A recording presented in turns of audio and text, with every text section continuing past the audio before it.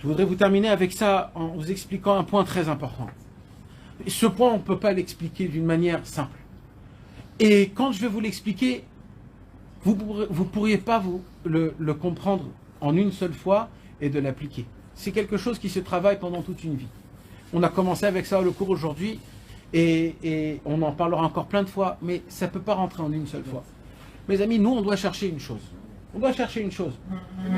On doit chercher le Ruach HaKodesh du tzaddik. On doit chercher le souffle du tzaddik.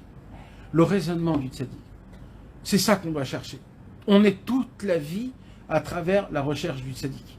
Maintenant, à travers la recherche du tzaddik, pas qui il est, ou comment il s'appelle, où il habite. C'est pas ça. Moi, je m'en fous de comment il est, où il habite et comment il s'habille, à quoi il ressemble. C'est pas ça que je recherche.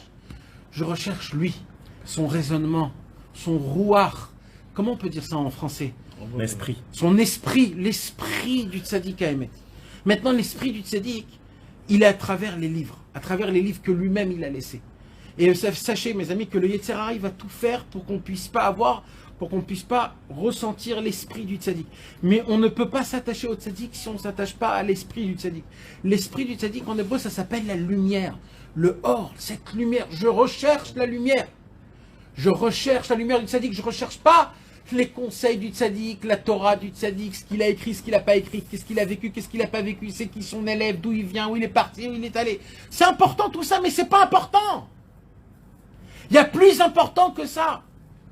On a la possibilité d'être soi-disant des Breslev, mais on n'est pas des Breslev. On peut étudier les livres de Rabbeinu et ça ne nous fait pas d'effet. On peut voyager à Ouman et c'est pas ça encore le Inyan.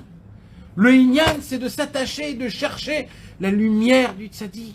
La lumière. Je veux le tzaddik en lui-même, que quand je parle du tzaddik, mes yeux ils brillent. Regardez Rabbi Israël. Rabbi Israël, quand il parlait de Rabbeinu, ses yeux brillaient. Il répétait des centaines de fois des paroles les plus simples de Rabbeinu. Il les répétait parce que pour lui, c'était des paroles qui se renouvelaient. C'était des paroles qui étaient tout le temps nouvelles. Quand tu venais voir Rabbi Israël, il te racontait comment il s'est rapproché. Mais je l'ai entendu 100 000 fois ton histoire, Rabbi Israël. Qu'est-ce que tu me la racontes encore une fois? Parce que pour lui, Rabbi Israël, son histoire de comment s'est rapproché, c'est ça la Géoula en entière pour lui. Je me suis rapproché de Rabbeinu. Tu t'imagines ce que c'est? C'est pas simple. Donc toute ma vie, je vais la raconter cette histoire, toute ma vie, jusqu'à la fin de tous les temps. Il a même écrit son histoire dans tous les livres qu'il a en sorti. Qu'est-ce que tu écris? Ça va, c'est juste une histoire, mais non.